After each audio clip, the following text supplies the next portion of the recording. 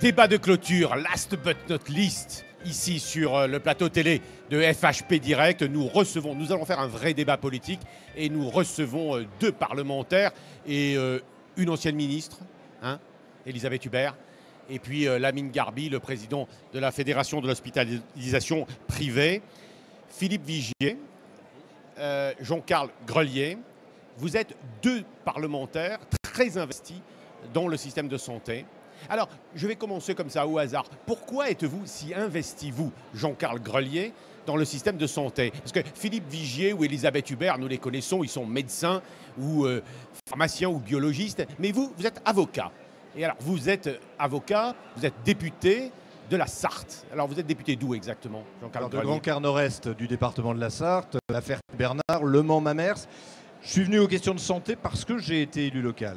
Parce que pendant 15 ans, j'ai été maire d'une ville de 10 000 habitants qui dessert un bassin de vie de 30 000 habitants. Quelle ville? La ville de la Ferté-Bernard, qui comprenait 14 médecins généralistes lorsque j'y suis arrivé, qui n'en compte plus que 7 aujourd'hui.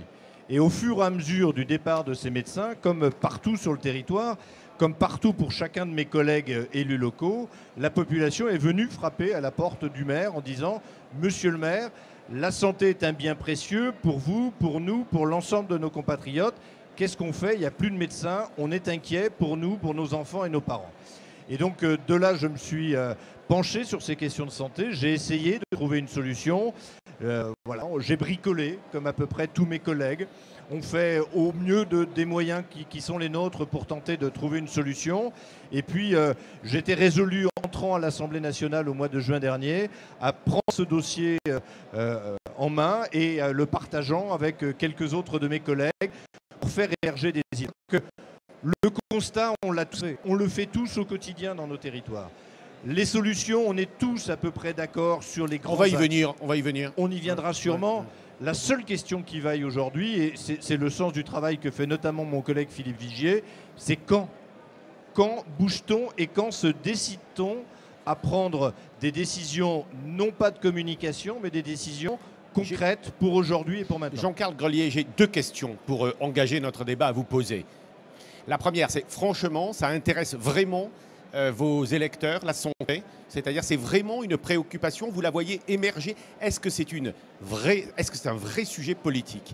Et là, oui. Je peux vous dire que pendant ma campagne électorale au mois de juin dernier, dans cette grande circonscription qui est la mienne, qui compte 113 communes avec des parties urbaines et des parties très rurales, c'est le sujet qui revenait sans cesse en première position dans mes réunions publiques. Les gens préféraient me parler de santé avant de me parler d'emploi ou de sécurité. Et je crois qu'aujourd'hui, l'inquiétude qui règne dans nos territoires, que parfois on ne mesure pas bien depuis le 7e arrondissement de Paris, mais l'inquiétude qui règne dans nos territoires est une inquiétude réelle, à la fois sur le devenir de l'hospitalisation et sur le devenir de la médecine de ville. Et à titre personnel, c'est un sujet que vous saisissez et qui vous intéresse. Franchement, c'est un sujet qui vous paraît, pour un parlementaire, pour un avocat, un sujet important. Je crois vous y trouvez de l'intérêt. Il n'y aura pas de plus belle plaidoirie que celle qu'on pourra faire en faveur d'un système de santé efficace et prégnant pour nos concitoyens. Bon, Philippe Vigier, vous, c'est pas tout à fait pareil, parce que la santé, vous y êtes tombé. Enfin, en tout cas, c'est votre métier. Alors, vous n'étiez pas originaire de votre département dont vous êtes député. Vous êtes l'Eure-et-Loire. Absolument. Vous venez de Châteaudun. Absolument. D'accord. Alors, Châteaudun, Alors, je disais, vous n'êtes pas venu parce que vous étiez ardéchois. Ah, mais je vois que vous avez bien regardé. J'ai potassé. Je vais tout vous expliquer. Moi, je suis né à Valence. À Valence. Et mes parents habitaient en Ardèche. Il n'y avait pas de maternité à l'époque. Et donc, c'est la raison pour laquelle je suis venu au monde à Valence. Moi, je suis un Auvergnat Croisé-Beauceron. Vous voyez ce que ça peut donner? Donc, j'ai grandi à Clermont-Ferrand. J'ai démarré mes études à Clermont-Ferrand. Je ne réponds pas qu'on pouvait s'en douter. J'ai passé 3 internats. Ça nous amènera peut-être à un moment de la discussion. Il y a eu Paris, Besançon et Clermont-Ferrand. Et j'ai continué mon cycle de pharmacie. Puis après, j'ai continué par des certificats d'études spéciales. Donc, j'ai fait de 4 à Paris et puis j'ai continué comme assistant. Je me suis occupé d'ailleurs de la Fédération des internes de France dont j'ai été président il y a très longtemps. Et naturellement, je me suis engagé pour la santé comme je le fais en tant que député pour d'autres domaines parce que c'est mon métier au quotidien et je travaille encore un tout petit peu. Vous voyez, donc nous sommes des parlementaires qui conservent en libéral dans un labo d'analyse médicale qui est à Châteaudun. Ma circonscription est un peu analogue à celle de Jean-Carl Grelier. 159 communes, 43% du département de l'Eure-et-Loire. La grande ville, c'est 12 000 habitants. La ville de Châteaudun, on aurait pu se donner les chiffres. Il y avait 16 médecins, il n'y en a plus que 7. Imaginez le drame. Ma maternité a été fermée hier. Il est loin le temps où Elisabeth Hubert était ministre, aurait été capable de mettre quelques crédits pour les urgences. Bref, nous sommes face à une pénurie. Mais on en parle maintenant, cette maternité. Non, mais je sais bien, mais je vous interroge sur cette maternité. Si vous voulez, moi, ça fait 10 ans. Au-delà, je suis un membre de la Commission des Finances. Mais pour autant, je ne pouvais pas m'intéresser au sujet qui concerne ma formation et mon engagement au quotidien. J'ai déjà déposé 2 propositions de loi. Une sous Nicolas Sarkozy, j'étais dans la majorité, battu à plat de couture. Une sous François Hollande, j'étais dans l'opposition, battu à plat de couture. Et là, j'ai redéposé un texte, et puis avec les collègues, on a décidé, et c'est la première fois, de lancer une commission d'enquête parlementaire avec 30 députés de toutes sensibilités politiques confondues.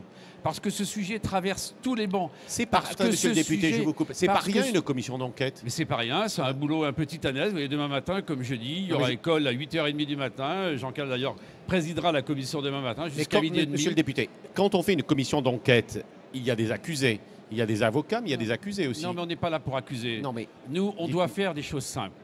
Il faut que l'on éclaire notre ministre de la Santé et qu'on passe, comme tu l'as très bien dit, Jean-Claude, au moment de décision, au stade de décision. Ce qui se passe dans ce pays, pardonnez-moi, je rappelle le préambule de la Constitution française qui dit c'est l'accès aux soins pour tous. On n'y est plus, mais pas simplement dans la ruralité, dans les grandes villes, dans Paris, dans le 20e arrondissement de Paris que l'on cite. Et puis, il n'y a pas un week-end où il n'y a pas un problème dramatique avec un SMUR, avec un CHU.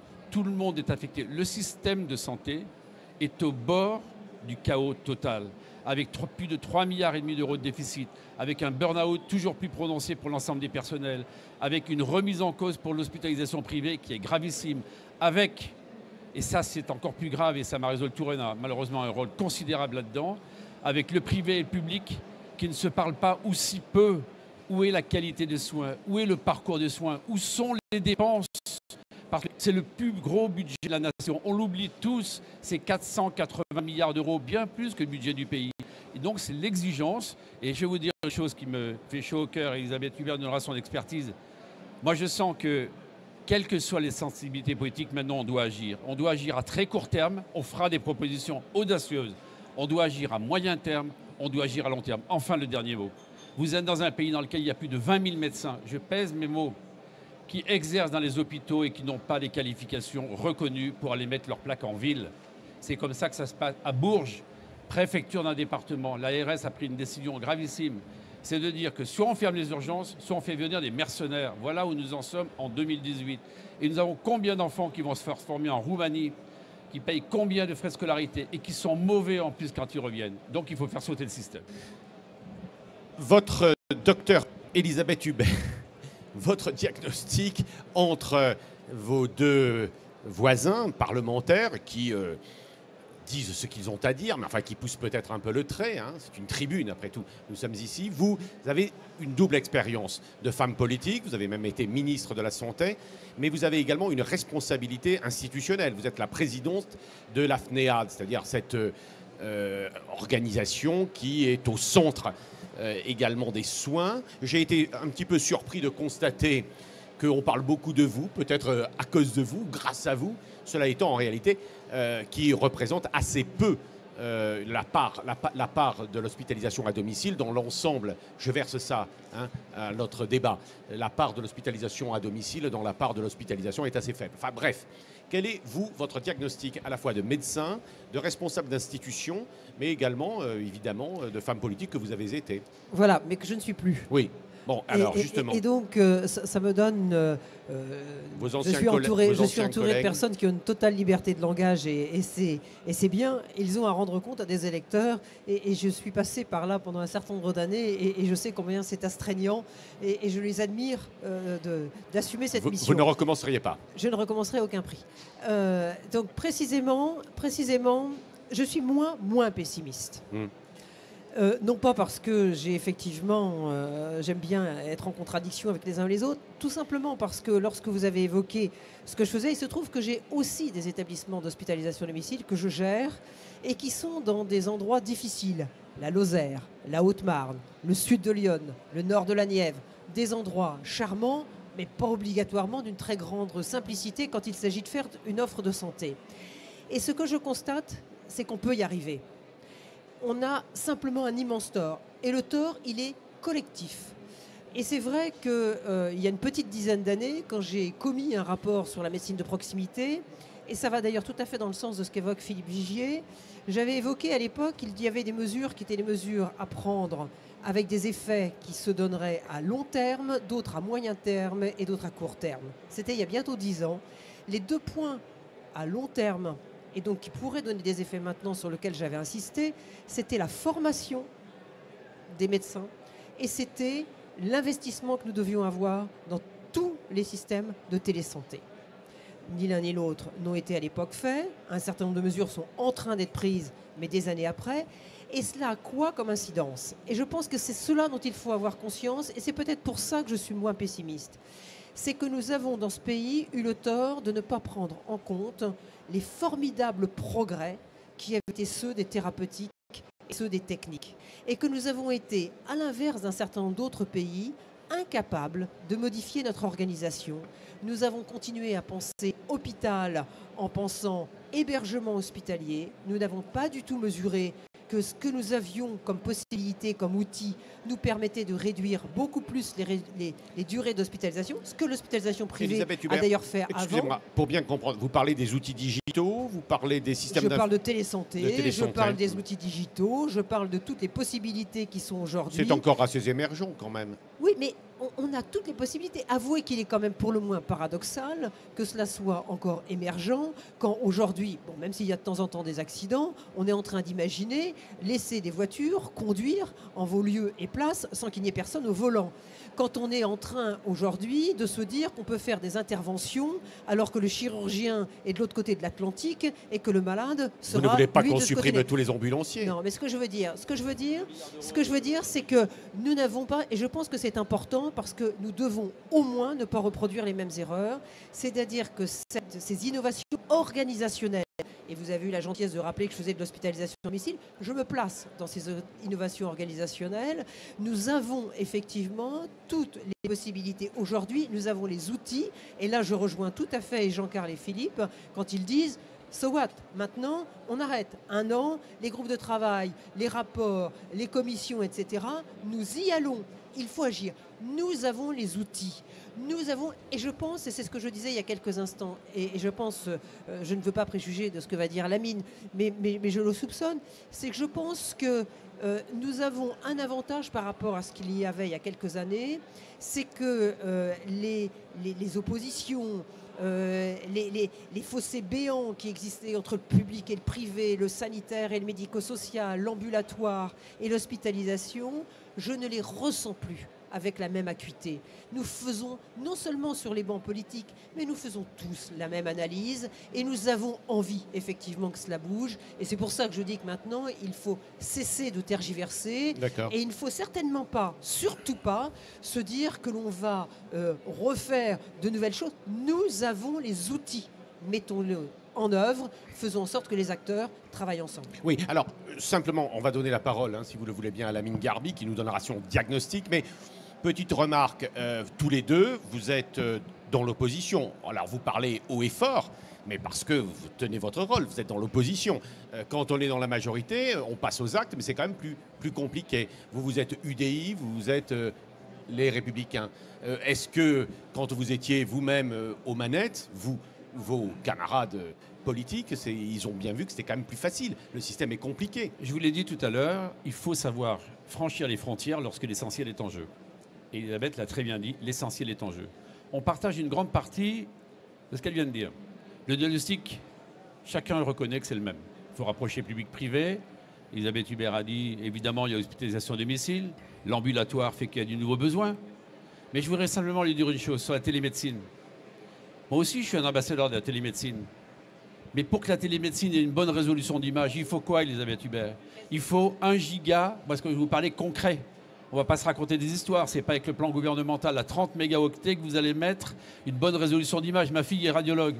Elle m'expliquait encore dimanche à Clermont-Ferrand que ce n'est pas comme ça qu'on allait être capable de lire des belles images.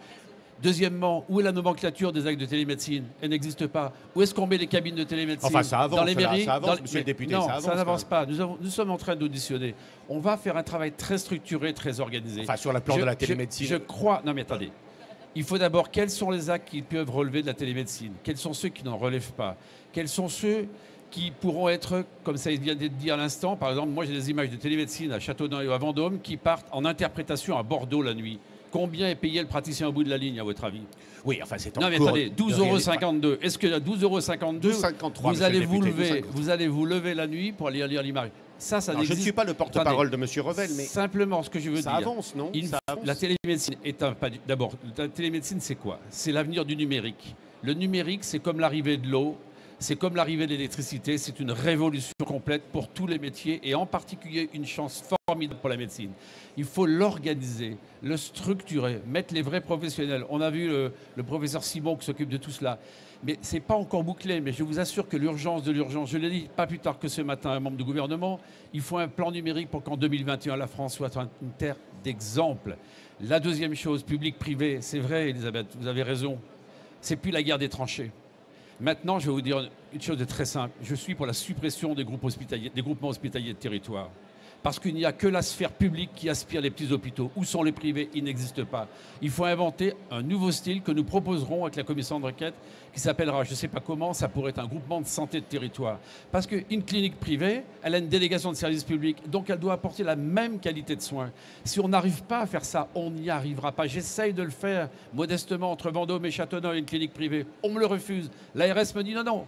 Faut pas. Les patients, ils iront à Orléans quand il y aura de la place. On ne peut pas dire ça à nos compatriotes. Donc, vous voyez, il y a toute l'architecture. Je pense qu'on est vraiment d'accord. Et puis, quelles sont les nouvelles tâches qu'on peut donner aux professionnels? Alors, moi, je voudrais voir aussi un coin de ciel bleu, pour pas trop prendre la parole. Il y a une chose géniale qui est en train de se faire, ce qu'on appelle les CTPS, Communauté territoriale des professionnels de santé. Qui c'est qui a mis ça en place, monsieur le député?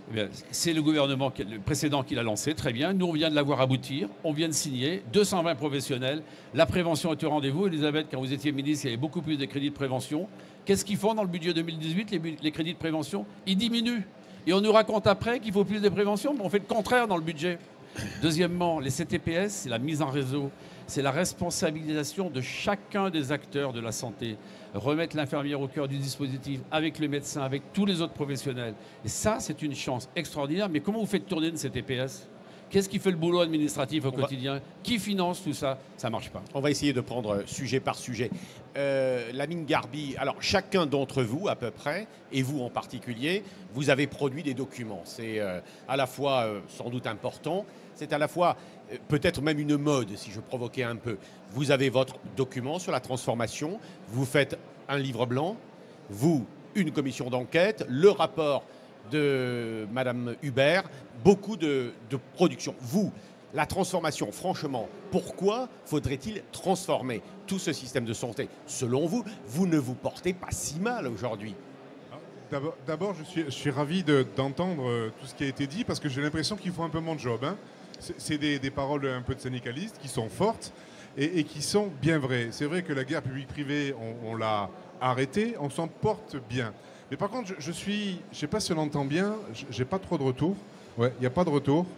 Si on peut faire un peu de retour, merci. Par contre, je suis surpris de constater qu'aujourd'hui, on s'aperçoit que faire de la médecine sans médecin, c'est compliqué.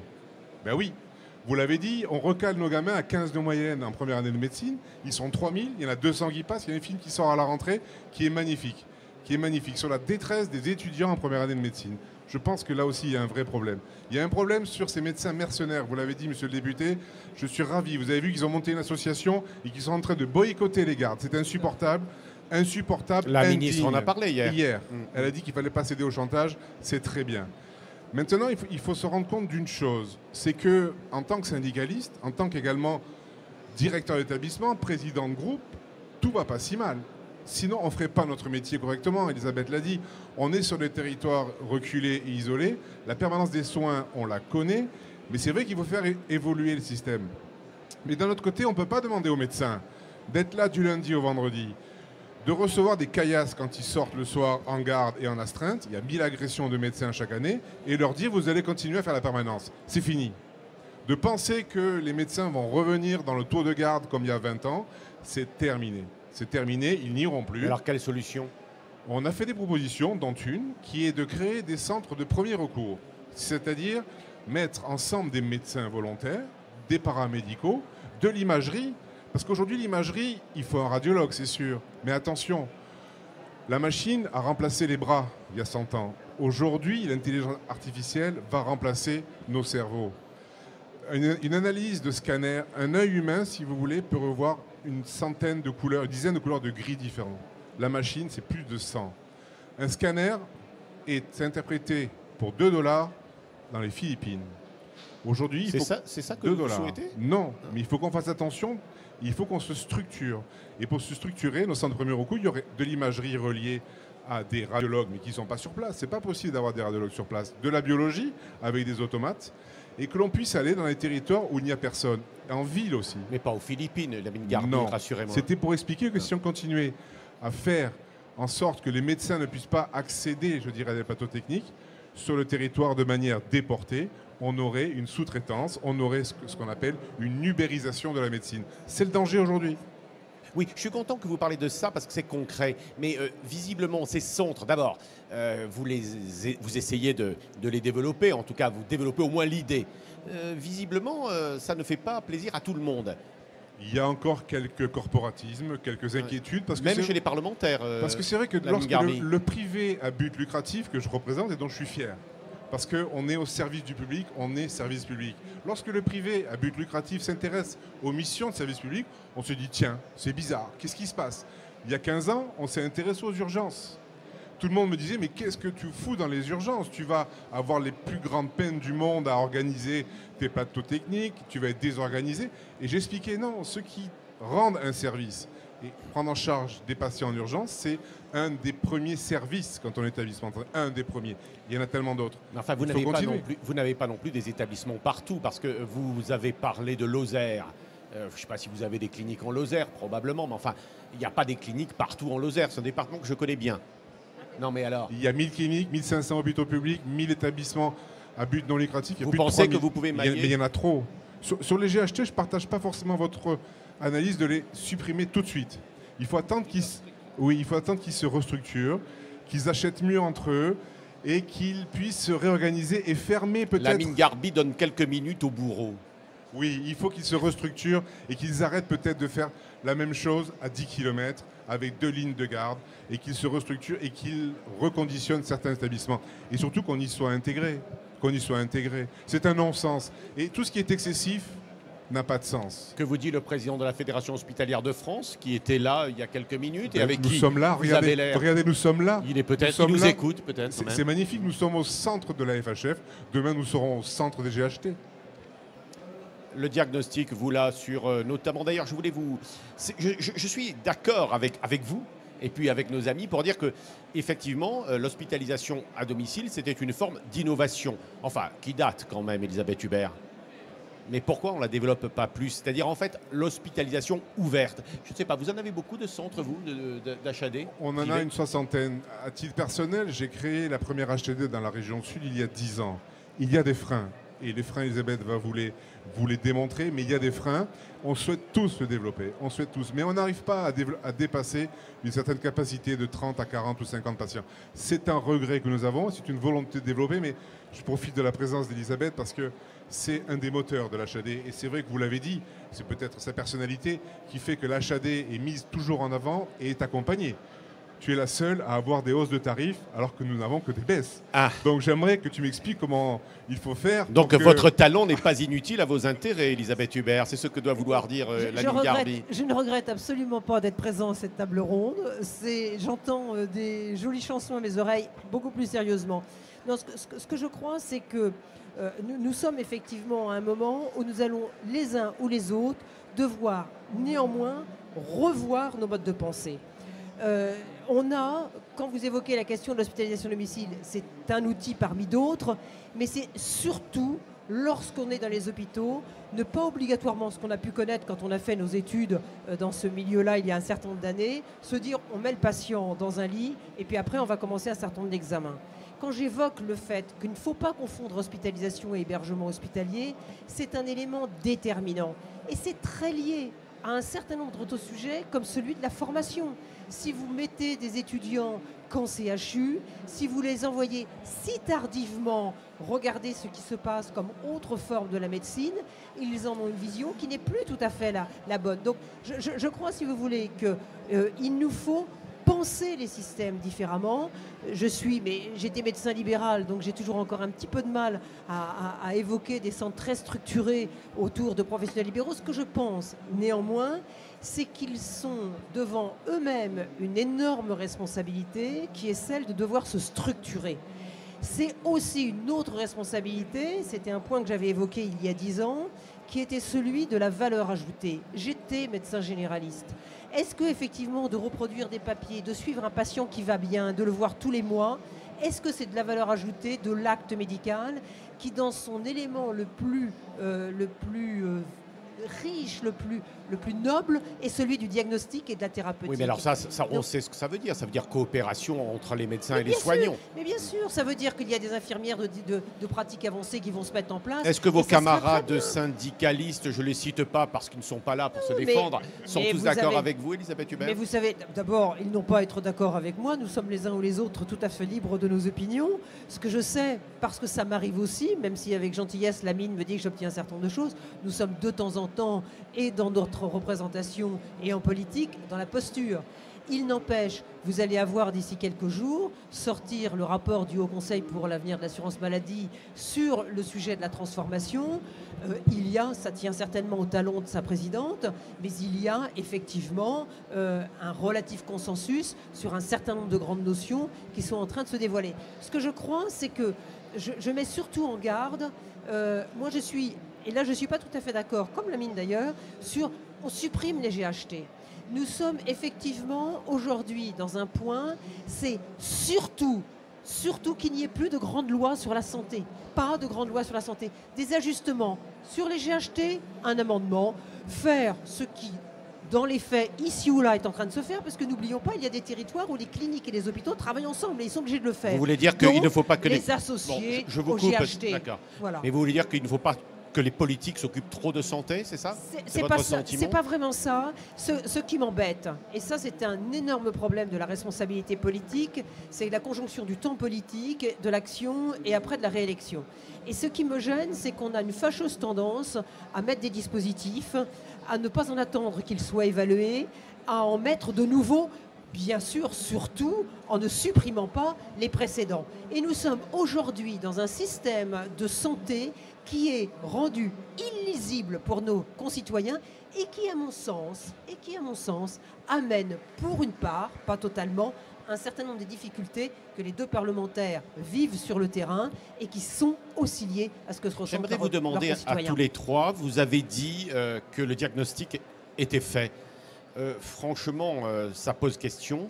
Comment on fait naître un consensus sur les questions de santé? Vous êtes des hommes et femmes politiques ou engagés. Comment on fait?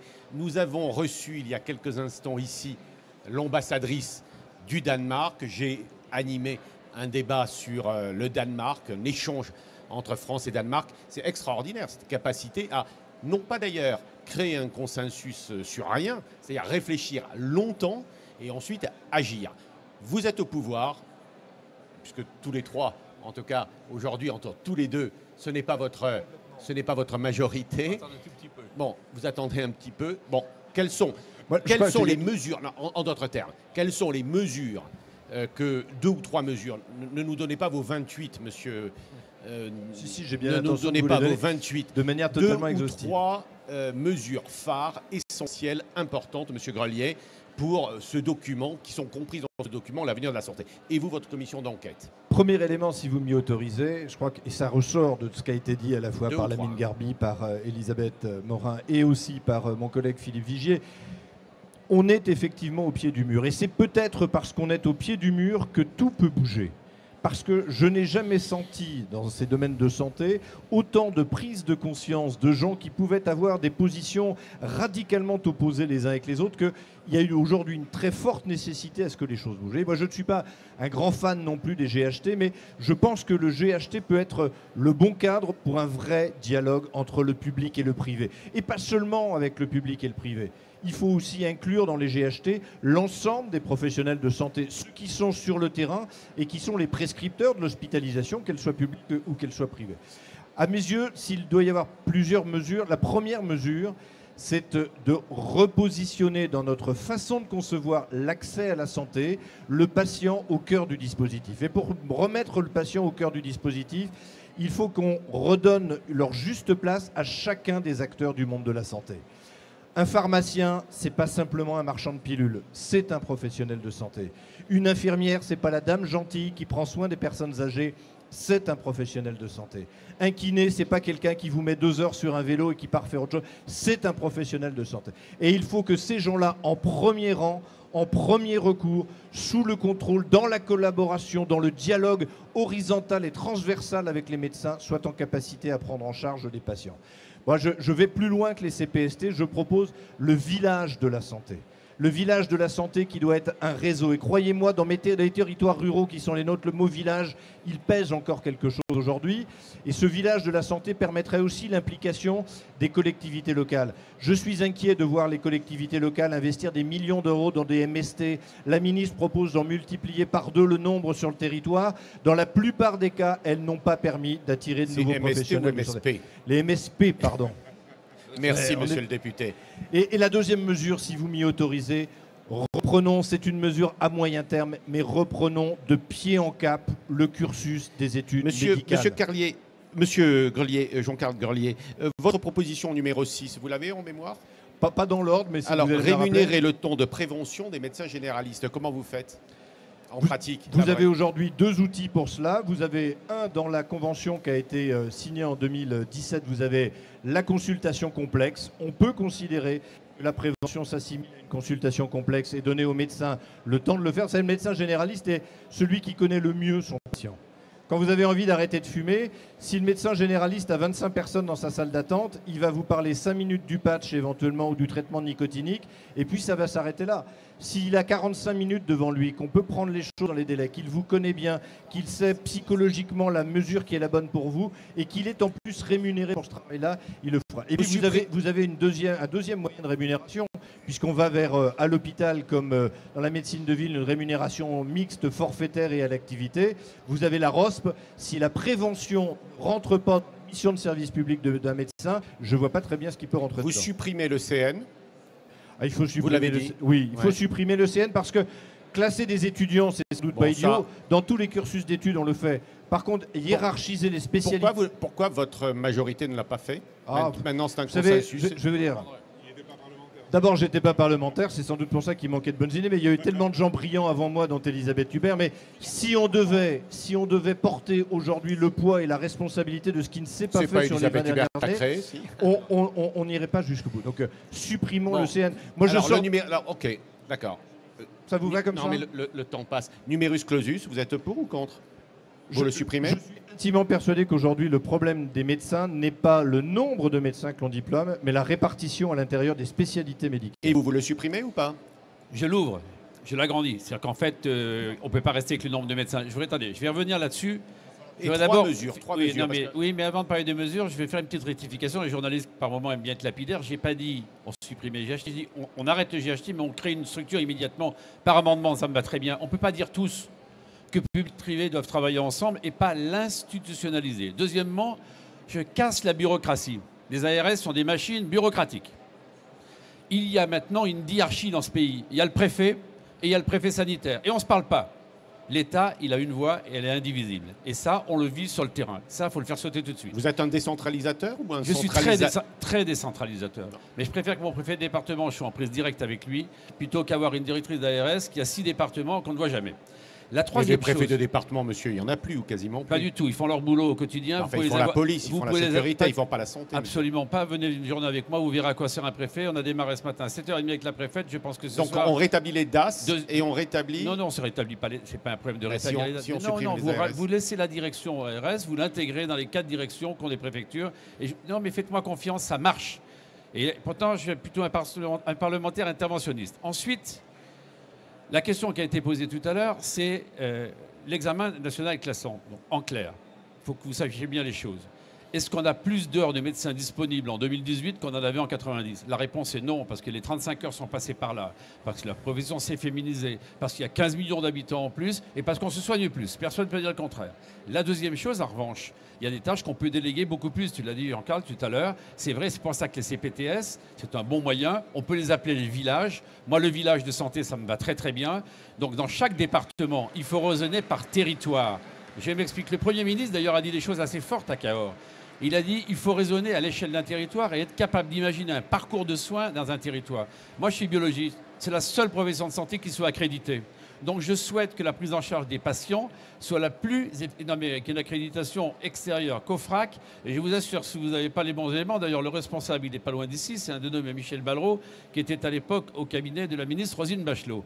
Ça a été dur pour nous, mais on s'y est mis. Et maintenant, je suis désolé, on est dans la qualité. Donc, il faut aussi que ce parcours de soins, c'est qu'est-ce qu'on fait sur un territoire, qu'est-ce qu'on ne peut pas faire, comment on prend en charge les gens, et après, comment on leur apporte la meilleure réponse. Enfin, la troisième chose, des mesures immédiates, il y en a.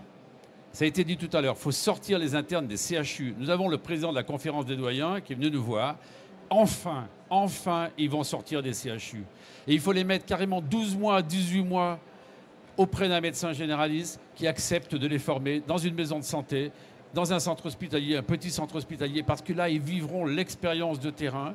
Ils prendront racine, comme on dit, dans un territoire qu'ils apprendront à aimer. Monsieur le député, pour qu'il y ait débat, vous les incitez, vous les forcez? Je crois encore... Non, mais je vais vous dire... En lisant... Oui, j'avais écrit... Oui. Attendez, j'avais écrit qu'à un moment, il y avait deux solutions. Soit... On force les étudiants. Soit on demande aux étudiants... Écoutez, c'est pas complètement normal, quand on regarde les papiers, de passer 3 années dans la région dans laquelle ils avaient été formés. Les étudiants sont vent debout là-dessus. Les syndicats d'internes sont vent debout. Donc, on trouvera une autre solution. Mais je rappelle quand même qu'un examen national classant, ils ne savent pas où ils seront nommés internes. Ils ne savent pas où ils seront nommés internes. Ils sont à Paris. Ils peuvent se retrouver classés à Nice ou classés à Clermont-Ferrand. Quelqu'un qui veut être radiologue, il n'a pas le bon niveau de classement. Mais qu'est-ce qu'il fait? Il n'est pas radiologue. C'est pas une frustration, ça? Et ça, il faut que vous le reconnaissiez tous. Deuxièmement, quand vous faites Polytechnique, qu'est-ce qui se passe? Pendant 10 ans, vous ne servez pas l'État. Quand vous faites l'ENA, vous ne servez pas l'État. Donc, pour écouter les syndicats d'internes, pour écouter la profession, moi je suis prêt à trouver des solutions alternatives. Ce qui est sympa, c'est qu'on va faire le buzz, vous allez voir. Mais avec Philippe Vigier, on va faire le buzz. Je leur ai dit, pour les écouter, on est prêt à essayer de trouver de nouvelles solutions. Il y a une solution qui existe, c'est le contrat d'engagement de service public. C'est insuffisant à l'heure actuelle, je trouve que c'est bien, parce que ça leur permet d'ailleurs d'éviter l'examen national classant, et ça leur permet d'être payés pendant leurs études, parce qu'il faudrait aussi qu'on parle un peu argent. Est-ce que vous croyez que 12 ans d'études, 13 ans d'études, et rentrer dans un service comme adjoint chef des services pour 4 000 € par mois, c'est satisfaisant? Je ne le pense pas. Enfin, un dernier mot sur la formation. Elisabeth Hubert s'en souvient. Un généraliste, il était formé en 7 ans dans ce pays. Maintenant, c'est 10. Et les syndicats d'internes nous demandent une 11e année. Toujours se former depuis longtemps. Eh bien non, il ne faut pas faire ça. Il faut arrêter de prolonger cette formation. Il faut faire de la formation continue tout au long de la vie, qui me paraît beaucoup plus pertinente. Peut-être les inciter aussi à aller à l'étranger. Hein. Il y a quand même des possibilités d'aller en Europe. Oui, enfin, et puis, il y a une dernière chose, parce que je l'avais obtenu de Marisol Touraine, mais de façon embryonnaire. Vous savez que pour s'installer, il faut être docteur en médecine, il faut être thésé. Tant que vous n'avez pas ce titre de docteur en médecine, vous ne pouvez pas poser votre plaque. Eh bien, il y a de très nombreux médecins qui ne sont pas encore docteurs en médecine, qui pourraient s'installer, ce qu'on appelle des médecins adjoints, et on peut le faire qu'à titre vraiment embryonnaire. On en a 3 qui vont s'installer en Eure-et-Loire. Donc vous voyez que ces solutions-là, ce sont des solutions immédiates, avec les délégations de tâches, et après il y a le moyen terme, c'est sur la formation, et là on se retrouve. Lamine Garbi et Elisabeth Hubert, et on terminera notre débat. Il a la chance d'avoir obtenu une chose de Marisol Touraine, hein, parce que nous, on n'a rien obtenu. Hein. C'est quand même intéressant. Je l'interrogerai sur la certification, je tiens à rectifier parce qu'à côté, on a juste la HAS qui nous regarde et c'est vrai que c'est une certification forte que l'on vit tous les 4 ou 6 ans. Et j'aimerais que ça évolue aussi et qu'un établissement qui soit non certifié soit fermé. Parce que c'est pas normal de pouvoir dispenser des soins sur un établissement qui soit non certifié. Une proposition, Monsieur Morel, sur les urgences. On voit tous que les services publics sont engorgés, on voit tous qu'il y a des temps d'attente de 7, 8 à 9 heures, que nos aînés sont sur des brancards et c'est indigne. Et de l'autre côté, vous avez la clinique qui a un service d'urgence et qui travaille à flux tendu, constant, en prenant 50 à 60 patients par jour. Et on se dit, c'est pas normal. On pourrait faire le double. Pourquoi? Parce que Si la régulation était plus, je dirais, dans les deux côtés, on aurait plus de patients. Si l'infirmière qui est à l'entrée des urgences de l'hôpital faisait une orientation vers le privé, on aurait plus de patients. On prend en charge 3 millions, on pourrait monter à 6. Ça pourrait désengorger, mais immédiatement, les hôpitaux publics. C'est une mesure simple que l'on propose et on essaie de se faire entendre, mais il y a encore des dogmatismes. Et c'est vrai que le concitoyen pense que venir chez nous, il va payer. Il va payer. Et c'est faux. Les soins sont gratuits, même si rien n'est gratuit. Ils sont solvabilisés avec la carte vitale et la mutuelle. Et c'est important de le dire et c'est important de le rappeler. Nous sommes privés, mais nous sommes au service du public et nous effectuons des missions de service public. Qu'est-ce que c'est, Lamine Garbi, votre proposition numéro 12 ? Alors attends, je vais faire comme... Alors je vous aide. Voilà, oui. Conduire une réflexion sur l'évolution des études médicales. J'ai retenu les deux dernières. Prévoir le remboursement du montant des études de médecine pour celles et ceux qui n'exerceraient pas et quel que soit le mode d'exercice. Mais c'est quoi ça ? C'est ce que disait Philippe Vigier. Il y a bon nombre de médecins qui ne s'installent jamais. Il y a bon nombre de médecins qui travaillent également à temps partiel. Et c'est vrai qu'on ne peut pas accepter que des jeunes soient recalés en première année et qu'ils n'exercent pas. Ça me semble important. Vous l'avez dit également, il faut que les jeunes internes puissent venir dans nos établissements. Et on a trop de blocage des doyens. Trop de blocage des doyens. Merci. Ça va s'arranger. Mais Lamine Garbi, il y a des médecins, des pharmaciens qui deviennent présidents de la Fédération d'hospitalisation privée, des pharmaciens qui deviennent députés. Ils n'exercent plus ou à peine. Alors, ils vont rembourser aussi ?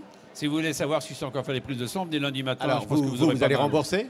C'est une très bonne question. Oui. Alors, comment répondre ?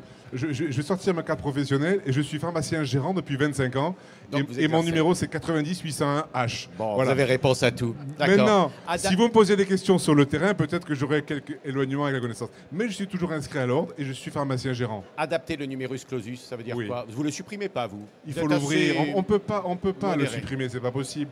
Mais qu'on puisse augmenter, je dirais. Bon, c'est Elisabeth Hubert qui va nous trancher ça. On a 30 secondes avant la fin de notre débat. On le supprime, ce numerus clausus ? Non. Ah bon ? Non, tout simplement, je pense qu'en réalité, ce qui a été dit, c'est que n'oublions pas, nous avons aujourd'hui, en France, autant de médecins que quand moi je suis sortie des études de médecine en 1980 et que quand je cherchais à m'installer en 1981, il n'y avait absolument que peu de possibilités de s'installer. Et c'est à cette époque d'ailleurs que les médecins ont été s'installer dans un certain nombre d'endroits où il n'y avait pas avant de médecins. Et c'est cela ma conclusion, c'est qu'effectivement, je crois, il faut, et c'est une énorme responsabilité politique, c'est qu'il faut aussi faire prendre conscience à la population que ce n'est pas un guichet ouvert que notre système de santé. C'est-à-dire que quand on évoque les urgences, le seul problème, c'est que le recours aux urgences n'est peut-être pas avec la définition de l'urgence, mais c'est parce que je veux une réponse très vite et je ne veux pas attendre demain matin. Alors, je suis d'accord, il n'est pas toujours évident de trouver un professionnel de santé à côté de chez soi. Tout cela est exact. Je pense néanmoins qu'il y a une responsabilité politique à conduire et qui n'est pas aussi obligatoirement d'aller dans le sens de ce que l'on entend ici ou là. Je veux garder ma maternité à côté de chez moi. Alors, je n'avais pas fermé Châteaudun, mais j'avais fermé Pithiviers à l'époque. Et donc, j'avais à l'époque fermé mais pour une simple raison, et qui est celle fondamentale, et nous sommes effectivement quasiment sous le chapeau de la Haute Autorité de Santé, c'est que les conditions de sécurité n'étaient plus réunies pour que des femmes soient prises en charge dans des conditions de sécurité qui étaient celles qu'elles devaient connaître. Donc ce que je veux dire, c'est que je mets en garde, parce que le vent aujourd'hui est d'aller dans ce sens, je dis attention, il faut aussi tenir un discours de responsabilité et de dire que demain, je n'aurai peut-être pas le médecin au pied de mon lit au moment où je le souhaite, mais j'aurai par contre une organisation qui fera que j'ai une réponse cohérente, sérieuse, de qualité, professionnelle, qui sera exprimée et qui me donnera toute garantie sur les soins qui me seront donnés. Puisqu'on fait un débat politique, on fait aussi un débat d'actualité. On va clore à peu près là-dessus. Philippe Vigier, cette maternité, il fallait la fermer de Châteaudun ou pas ? Non, il ne fallait pas la fermer. Il n'y avait pas d'accident, plus qu'ailleurs, même moins. Et je voudrais dire simplement Elisabeth Hubert. Je suis désolé, dès qu'il y avait une complication, il y avait la possibilité d'évacuer naturellement les patientes. Mais je vais vous dire une chose. Vous avez vu ce qui s'est passé au CHU à Besançon il y a quelques jours? Vous avez vu ce qui s'est passé à Marseille? Vous avez vu ce qui se passe dans d'autres CHU de France? Avant, moi qui suis passé par les hôpitaux de Paris, on n'avait jamais ça. Maintenant, à l'heure actuelle, on a des incidents qui interviennent de plus en plus nombreux. Donc, il ne s'agit pas de dire, Elisabeth Hubert, de laisser des services partout. Je dis simplement que, est-ce que sur un bassin de vie de 57 000 habitants, où vous êtes à 1 heure du premier hôpital, vous ne pouvez pas avoir une maternité qui fonctionne? Simplement, je pose la question. Tout dépend, si vous avez encore des médecins et un anesthésiste qui puissent être présents. Si vous en avez et qui puissent assurer les roulements de façon cohérente, pourquoi pas? Ça, c'est un point important.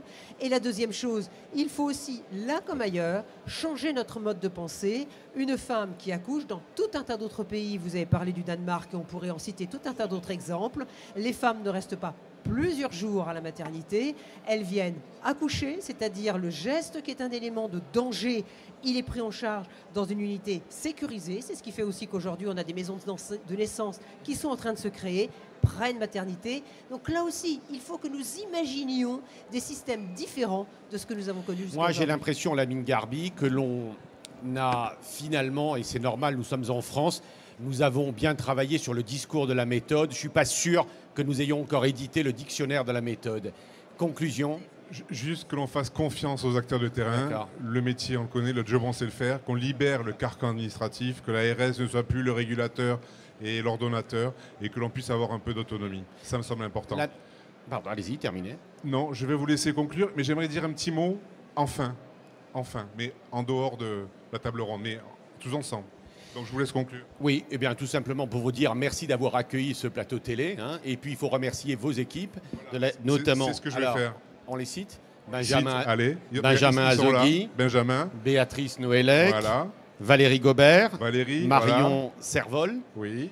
Françoise Millet pour Hortus et toute l'équipe technique. Bravo, avec tous les merci. jeunes là qui ont et bien sûr bien travaillé Michel Ballereau. Voilà. Évidemment. Mais et Michel Ballereau va venir ici voilà, après, il va nous remplacer à la tribune. Et Frédéric Jaillant également. Bien Frédéric. Venez l'équipe, Voilà, on fait une belle photo. Venez. Toute l'équipe Béatrice, du plateau. Valérie, venez. Allez. Voilà. Ça, on fait une belle photo tous ensemble. Simplement, l'équipe technique ne quitte pas les appareils photo, parce que sinon, on n'aura pas de photo. Voilà, venez, mais voilà, on se... Françoise, venez voilà, aussi. Voilà, ça marche. Qui peut nous faire une photo? Voilà. Attends. Oui, il y a un photographe. Voilà, Monsieur Noguès, merci pour votre participation à cette table ronde. Voilà Michel qui va nous prendre en photo. Et Pascal, j'aimerais vous remercier pour ces 2 journées, parce que c'était une nouveauté au sein de la fédération d'avoir un plateau télé. Et ça s'est remarquablement bien passé. Je suis ravi de vous avoir eu pendant ces 2 journées. Et je vous dis à très vite. À très vite. Merci aussi Philippe Leduc, notamment. Bien sûr, Philippe. Et toute l'équipe.